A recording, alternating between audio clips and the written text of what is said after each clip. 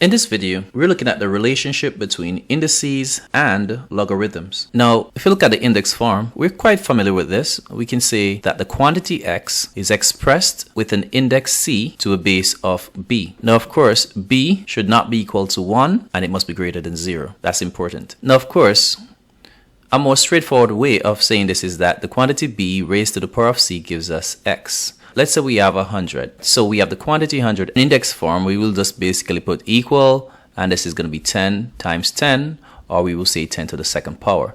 So in other words, we're saying the quantity 100 expressed as an index 2 to a base 10. Right? So when we look at the logarithmic form, the quantity c is expressed as a logarithm of x to a base of b. In other words, we are saying that the logarithm of a quantity or number x to the base of b is the exponent, which is c, to which b must be raised to produce x. This b here is our base. And even in index form, that's the same thing here, that this b is our base. b here, when raised to the power of c, so this is our power, right? Raised to the power of c, and here we have c again being the power. So this c here is the power in the index form. It produces what? X. So even if we were to change or transform this from, this is actually index form, and we want to translate this into logarithmic form, notice that the base is 10. So the 10 is our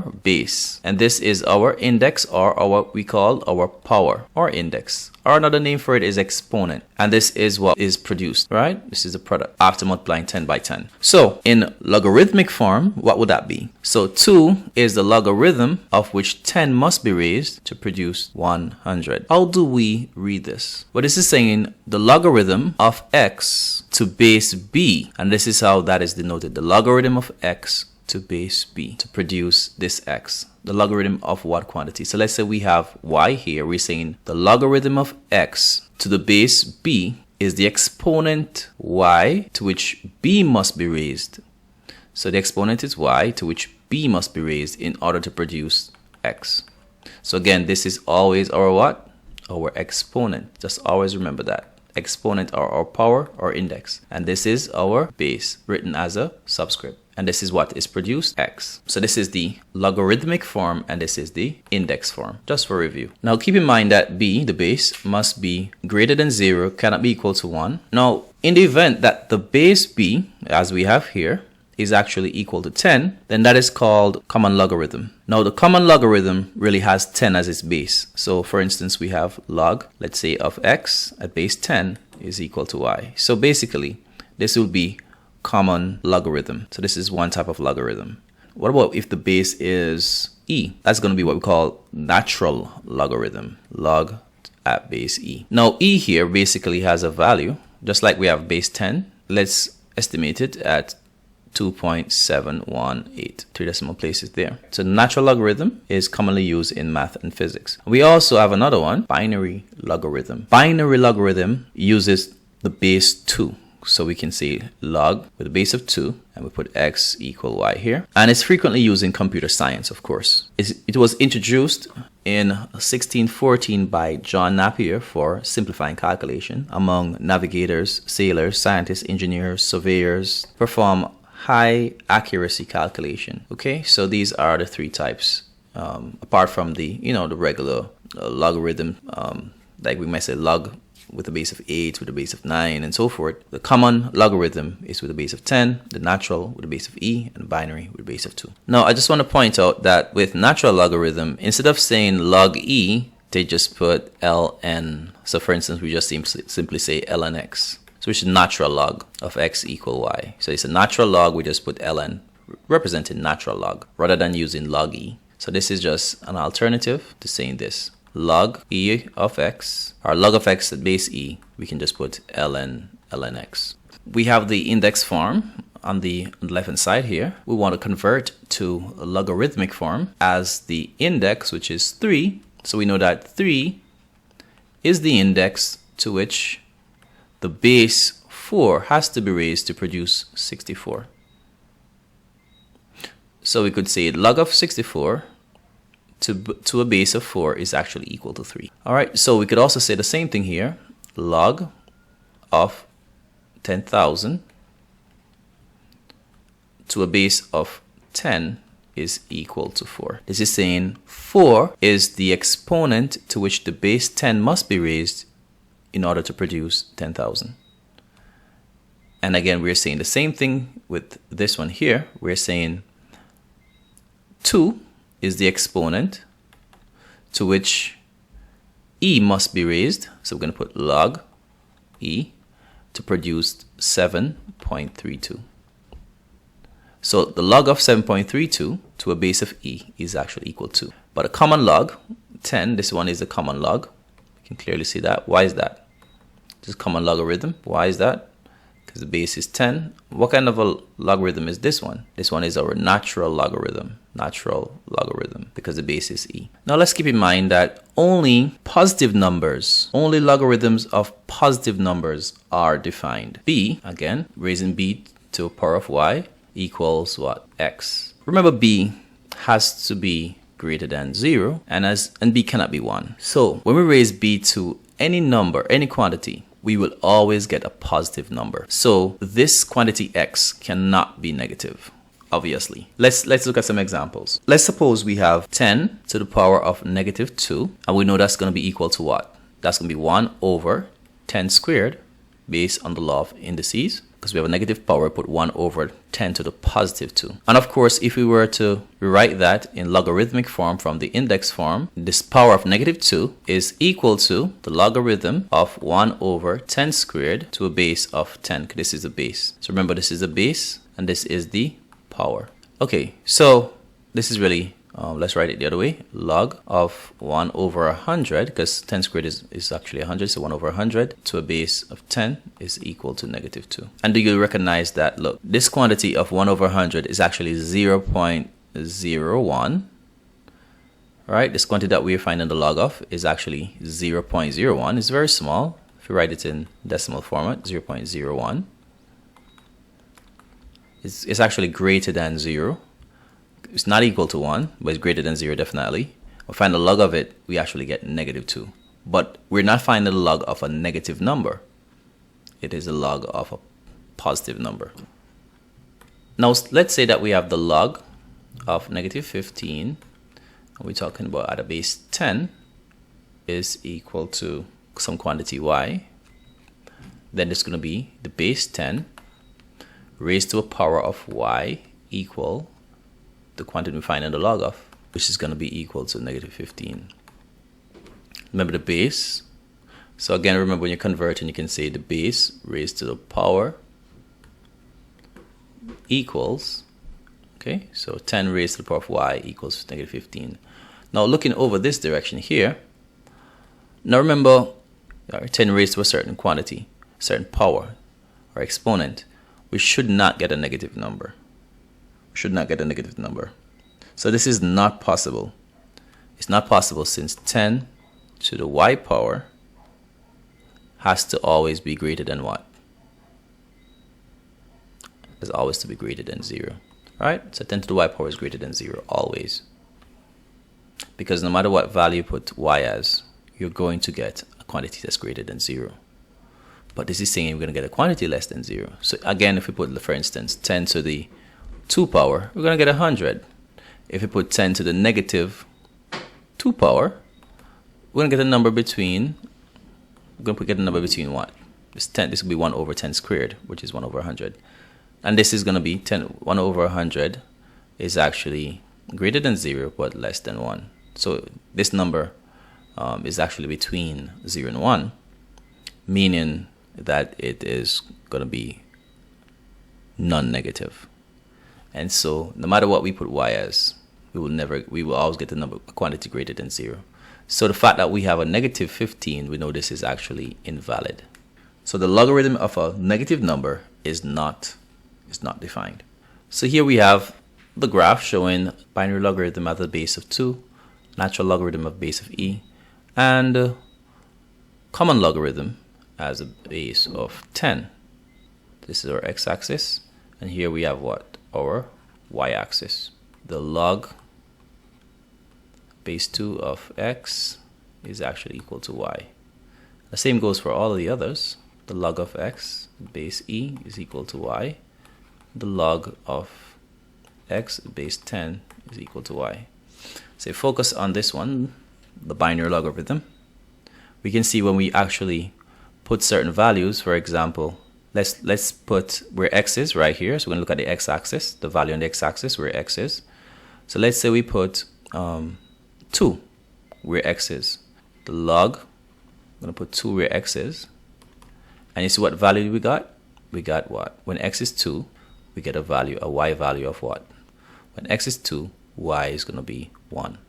And it makes sense because if we were to convert this in index form, we'll be saying what?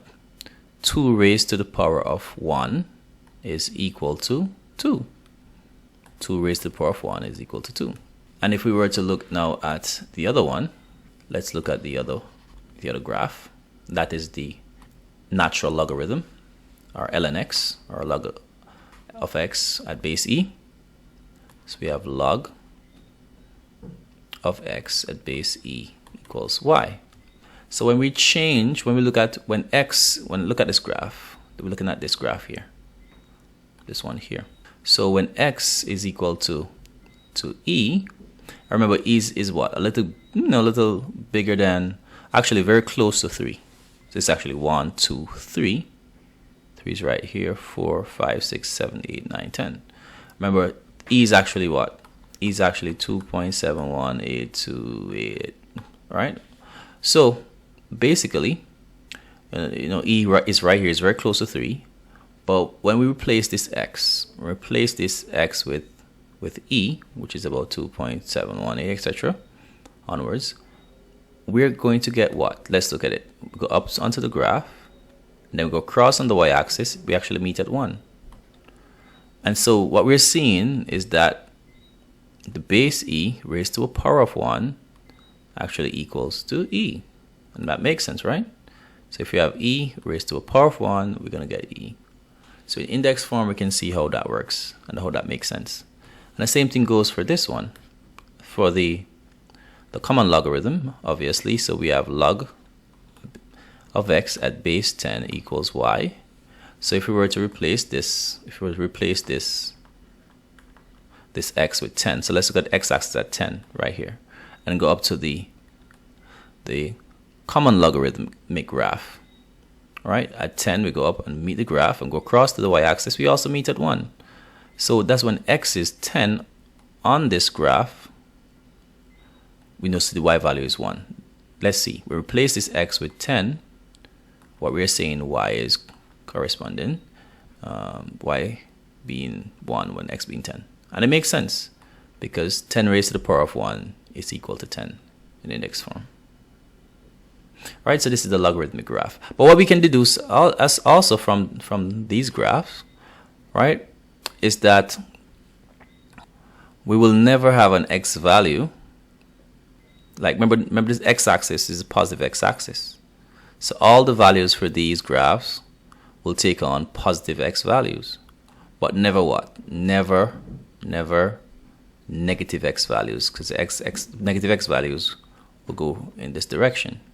But notice where the graphs actually start from. Well, actually, if you're coming from the left, from the right, I should say, pass through 1, but they will never actually go over to the negative x-axis. Think about that. Now, we can also deduce something else. Now, let's go back to the first one here, the binary log. So that's going to be log of x at base 2 equal y. So notice that all of these graphs pass through what? X being equal to 1. So when we put x at 1 as 1, let's replace this x with 1. Notice that when x is 1 for all these graphs, what is the corresponding y value? So when x is 1, here y is actually equal to 0. Because any point found on the x-axis, the y value going across the y-axis, we're going to see that is actually 0.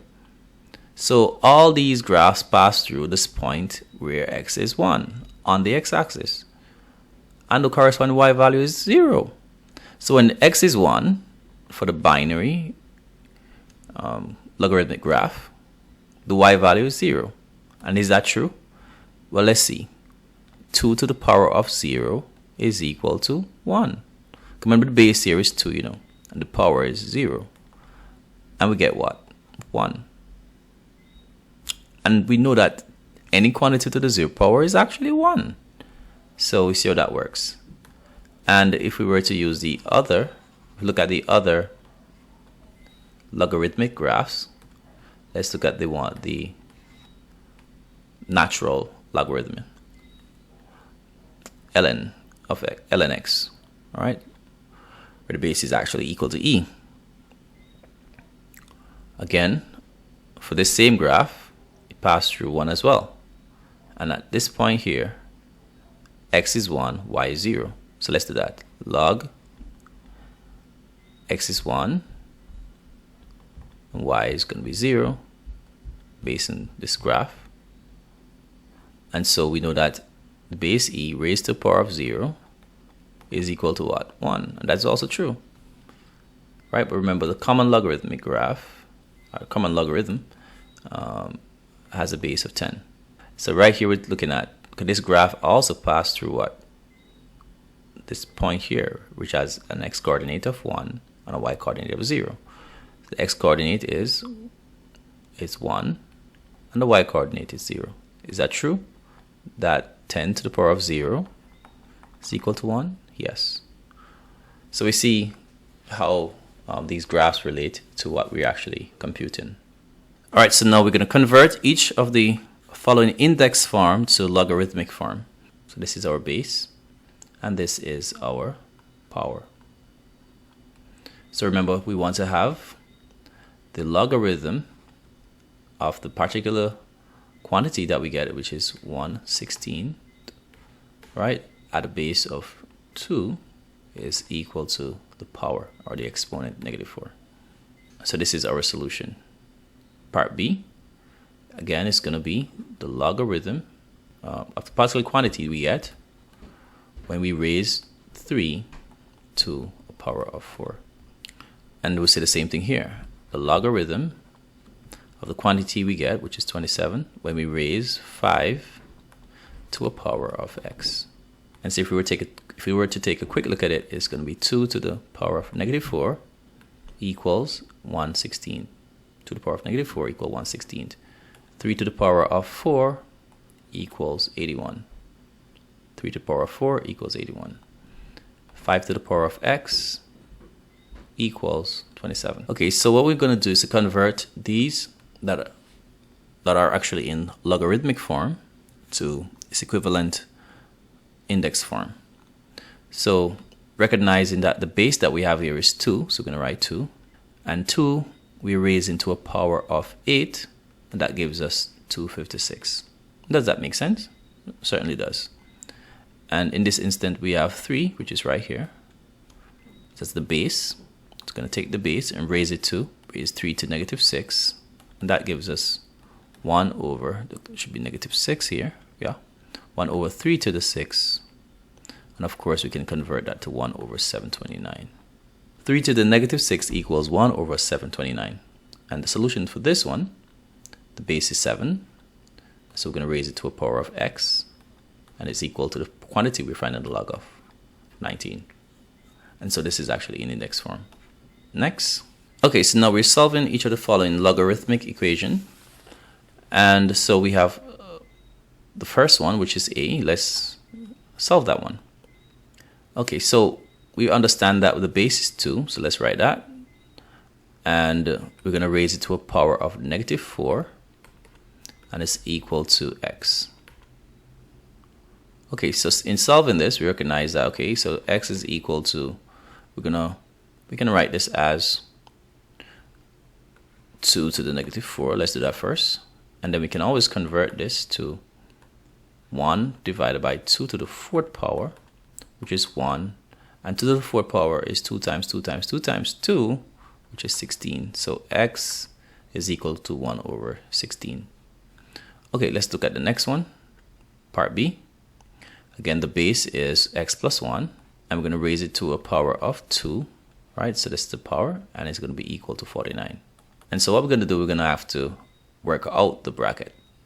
Now, how do we do that? So we're gonna square the x. So several ways we can actually do this. We can use FOIL. We can use this technique called where we're gonna square the x, so x squared, multiply x by 1 and then double. So x times 1 is x, and double is gonna give us 2x. And then we square the 1, that'll give us plus 1 equals 49. All right, now if you want to multiply it out as x plus 1 times x plus 1, then x times x is going to give us x squared. X times 1 is going to give us x. Then x times 1 give us x. And then 1 times 1 give us 1. So this could be x squared plus 2x plus 1. Notice we have the same value on the left hand side here. Okay, so now the next step is to solve for x as we've been trying. So we're going to subtract 49 from this side and subtract 49 from this side. So we have x squared plus 2x. Subtracting 49 from this side is give us negative 48 equals 0. Okay, so now the next step is to solve. Now let's see if we can actually factorize this. So we know that x times x give us x squared, and what times what give us 48, but we're going to get a difference. Since we have a negative here, and it's going to have to be a difference, right? So what times what give us 48? We know one have to be plus, one have to be minus. Since positive times negative will give us this negative here. All right, so we're looking at the difference. Okay, so we can say, let's think about it. All right, 6 eighths is 48, right? So talk about 6 times 8 give us 48, and we want a positive, so that we're going to take the bigger one and make it a positive, and the smaller one, which is 6, make that the negative. So when we actually multiply the inner and outer, we get positive 8x and negative 6x. Finding the difference, we get the middle term, which is positive 2x. So we're going to say either x plus 8 equals 0 or x minus 6 equals 0. So now we want to solve for x. Now this is a linear equation.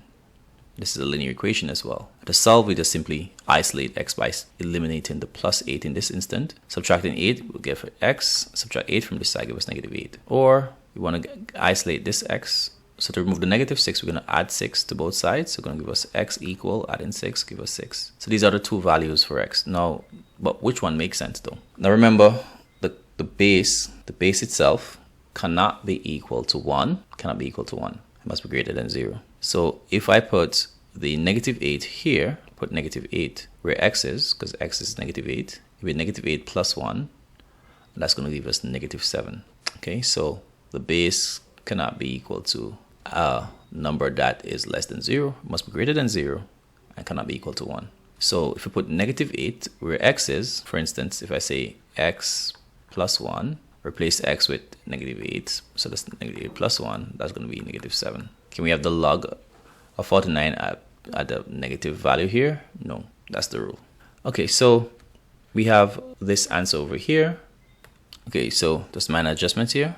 So we should have the base being x raised to a power of what? Of 2 equals 6x minus 5, which is the quantity that we have here.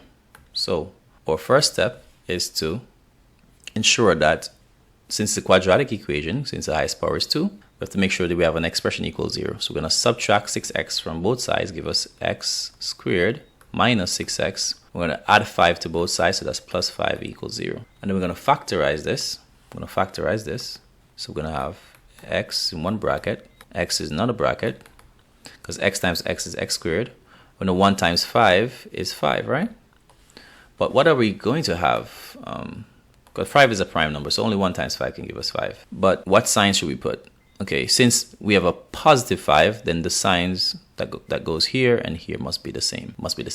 Can we have both positives? Putting both positives wouldn't make sense because we have a negative for the middle term. So why not put both negatives? And negative 1 times negative 5 will give us positive 5. And when we find the inner and outer, negative 1 times x, negative 1x, negative 5 times x, negative 5x, that will give us a total of negative 6x, which is the middle term we're looking for. Find the values of x. Well, you can clearly see that x is going to be 1 here because 1 minus 1 is 0. And 0 times this quantity will be 0. So either, you can just look at it and tell, it's very simple, x equal 1. Because we're trying to figure out if this quantity, the binomial, times this binomial equals 0, then one of them must be 0, or both. So what would be the values of x that would produce 0 for either quantity? Well, x must be 1 here, because 1 minus 1 is 0. X must be 5, since 5 minus 5 is 0. If we do the either or, we'll also get the same thing. We say either x minus 1 equals 0, then we add 1 to both sides. we get 1. Or we say x minus 5 equals 0, or add 5 to both sides, we get x equals 5. So we could have done that. Alright, so now we need to check to see if both values are valid. Remember, we cannot have a logarithm with a base of 1 and cannot have a base that is negative either. So, and this quantity in the bracket, we can't have the logarithm of a negative quantity. So let's see. If I make, if I put x, where I have x here, put 1, 6 times 1 is 6. 6 minus 5 is 1. That's fine. And x being 1, no. Can't have x being 1. So let's go to 5. So this one is invalid. X equal 1 is invalid. Let's go to 5. 6 5 is 30 minus 5, 25. And 5 here, that will be fine because 5 times 5 to the power of 2 gives us 25. But the fact is the base will be a positive number greater than 1. Not 1, that by the way I should say, greater than 0. So that works. So our answer will be x equal 5. And remember our answer for this one would have been x equal positive 6. Because 6 plus 1 is 7. And 7 squared is 49 for this one. Right? So if you put 6 plus 1 is 7 and 7 squared is 49. Negative 8, no, that wouldn't work because we don't want the base to be a negative 7. A negative number in fact.